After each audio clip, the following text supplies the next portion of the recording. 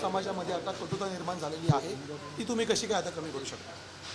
मराठा समाजाला न्याय देण्याकरता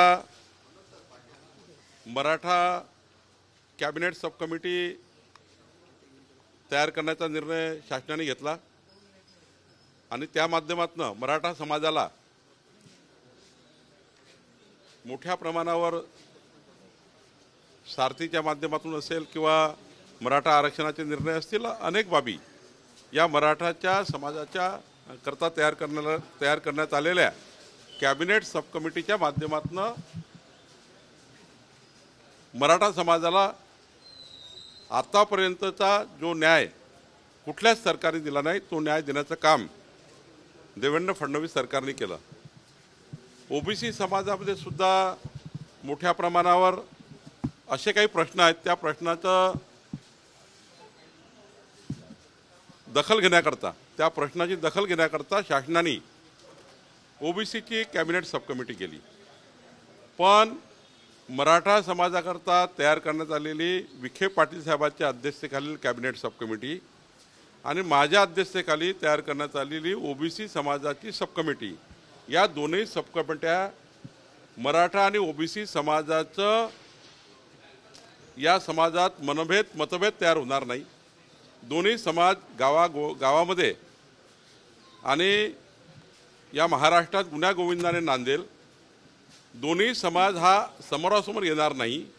मराठा आणि ओबीसी समाजाचं जे स्ट्रक्चर आहे या महाराष्ट्रामध्ये एकत्रित परिवार म्हणून राहण्याचं ते कायम राहील, याकरता दोन्ही कॅबिनेट सब कमिट्या काम करत आहेत। आम्ही दोन्ही कॅबिनेट सब कमिट्यांनी हा विचार केला आहे, या राज्यामध्ये सामाजिक सलोखा कायम राहावा, या राज्यामध्ये सामाजिक सलोखा मराठा ओबीसी समाज आणि या राज्यातले सर्वच समाज एकत्र यावे आणि आपला महाराष्ट्राचे संस्कार संस्कृती ही प्रचंड मजबूत बनावी, याकरताच या कॅबिनेट सब कमिटी आहे। पण माननीय शरद पवार साहेब जे म्हणतात आहे की या दोन सब कमिट्या बनवल्यानंतर समाजात तेढ निर्माण होईल। पवार साहेब आपण या ठिकाणी पुन्हा या महाराष्ट्राला त्या ठिकाणी वेगळीकडे नेण्याचं काम जे आपण या ठिकाणी करण्याचा प्रयत्न करतायत, मला वाटते पवार साहेबांनी थोडं याबद्दलचे सामाजिक तेढ निर्माण होणार नाही याची काळजीपूर्वक त्यांनी बोललं पाहिजे।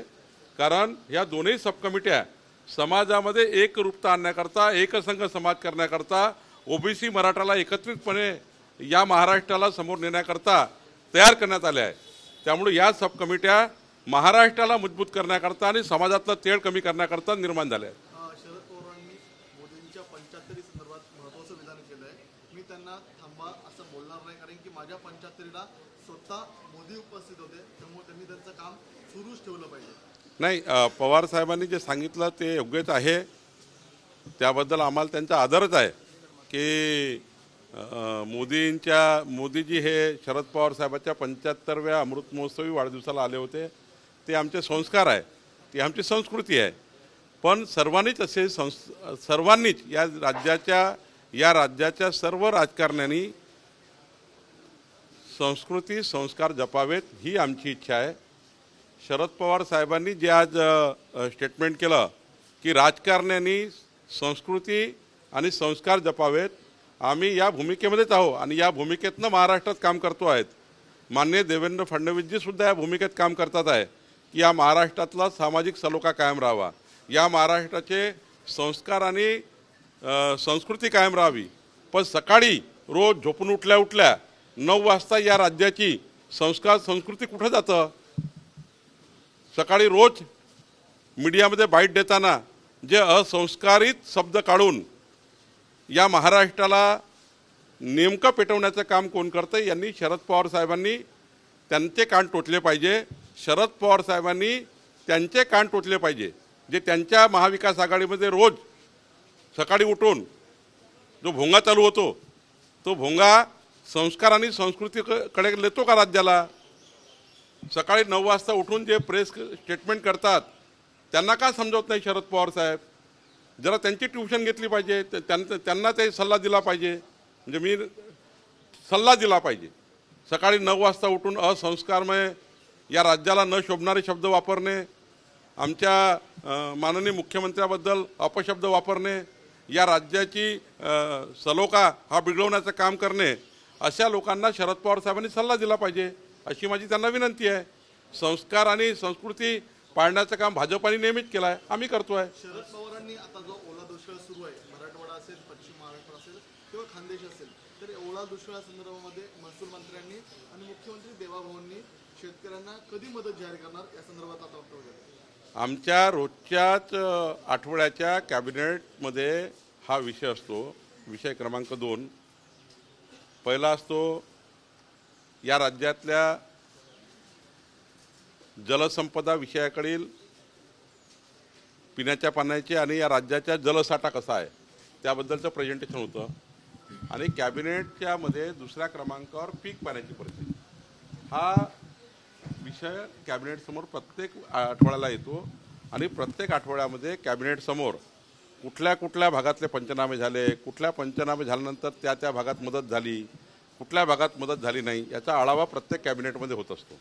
मला असं वाटतं की माननीय मुख्यमंत्र्यांनी परवाच्याही कॅबिनेटमध्ये स्पष्टपणे संपूर्ण पालकमंत्र्यांना, संपूर्ण कलेक्टरला, मंत्रालयीन प्रशासनाला सूचना दिल्या आहेत की ज्या दिवशी त्या ठिकाणी शेतकऱ्याचे नुकसान झालं त्याच दिवशी पंचनामे करा आणि पंचनामे करून त्या शेतकऱ्यांना तातडीची मदत करा, असं प्रत्येक कॅबिनेटच्या दिवशी माननीय मुख्यमंत्री हे या ठिकाणी त्याचा आढावा घेत असतात.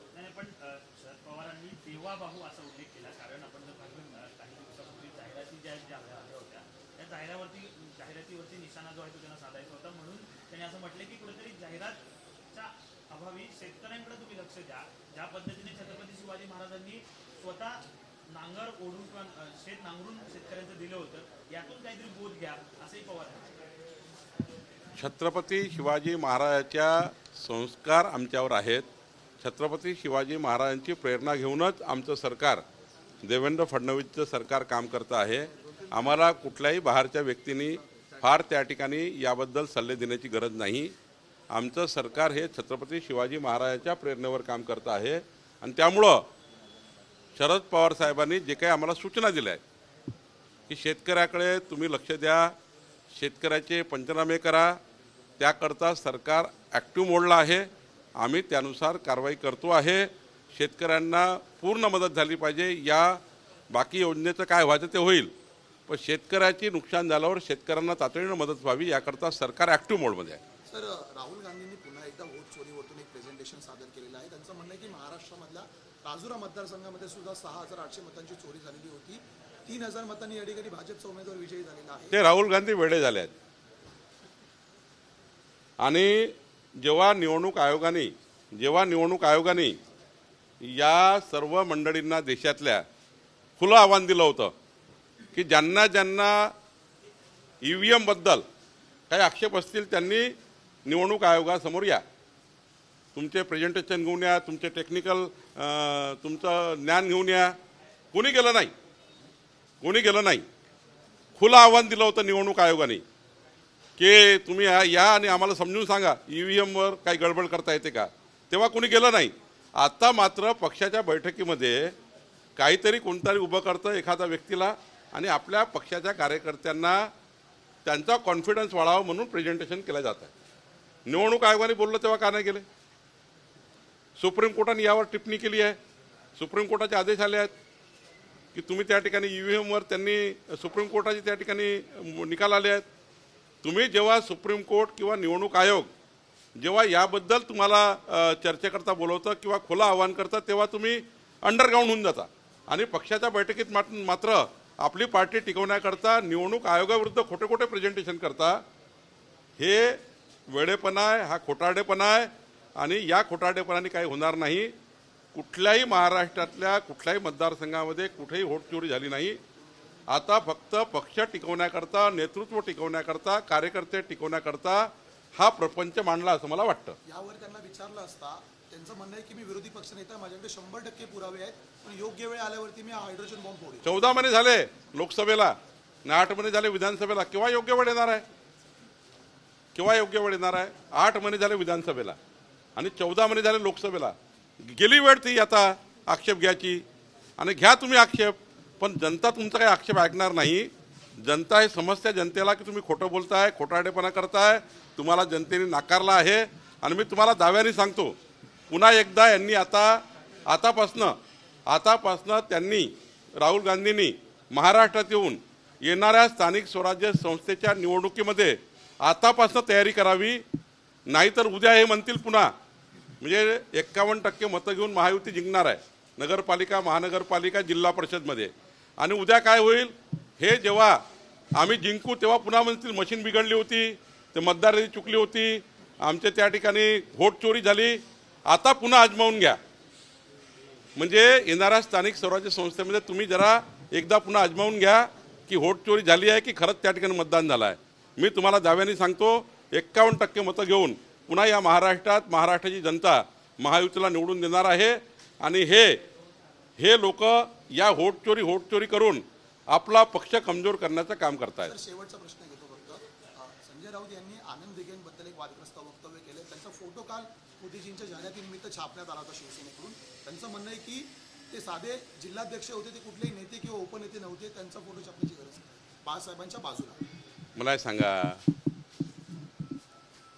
ॲडव्हर्टाईज देणे किंवा ॲडव्हर्टाईजमेंटचा एखादा मजकूर कमी जास्त होणे किंवा कधी आपण छापण्यामध्ये फोटोमध्ये जे काय आपला भाव असतो, भावना काय आहे, भावना काय आहेत, वेगळ्या भावना आहेत का, चुकीच्या भावना आहेत का? हिंदू हृदय सम्राट बाळासाहेब ठाकरेजी हे सर्वांकरता आदर्श आहे, आमच्याकरता आदर्श आहेत. आणि आनंद दिघे साहेबांनी त्या ठिकाणी त्यांची फोटो लावली असेल, यांच्या पोटात काय दुखते आहे? यांच्या पोटात दुखण्याचं कारण काय? व्यक्ती पदानी किंवा कुठल्याही पक्षाचं पद असो किंवा सरकारचं पद असो, माणसं पदाने मोठे होत नाही. पद छोटं असं की मोठं असो, त्या व्यक्तीच्या जीवनातला त्यांनी काय कार्य केलं हे महत्त्वाचं असतं. आणि त्यामुळं एखादा फोटो कमी जास्त लावणे, कमी जास्त वरखाली असणे यापेक्षा भावना या आहेत की हिंदू हृदय सम्राट बाळासाहेब ठाकरेजी हे आमच्या सर्वांकरता आदर्श आहे. आणि म्हणून त्या ठिकाणी पेपर ॲडमध्ये त्यांचा फोटो आणि आनंद दिघे साहेबाचा फोटो आला असेल. आनंद दिघे साहेबाचं जीवन याच्या आधारावर एखाद्या व्यक्तींचा मोठेपणा असू शकतो. कुठल्याही पदाने माणसं मोठे होत नाही. व्यक्तीच्या जीवनातल्या त्यांनी केलेल्या कार्यामुळं माणसाचे मोठेपण असतं. या देशामध्ये, या जगामध्ये असे अनेक लोक आहेत जे कुठल्या पदावर नाही आहे, पण त्यांचं जीवन हे प्रेरणा घेणारे जीवन आहेत. त्यांच्या जीवनातनं आपण शिकू शकतो असेही जीवन आहेत. त्यांच्या जीवनाचा आदर्श घेऊन त्यांचा फोटो कोणी लावला असेल तर मला वाटतं यामध्ये टीका टिप्पणी करण्यात काही तथ्य नाही.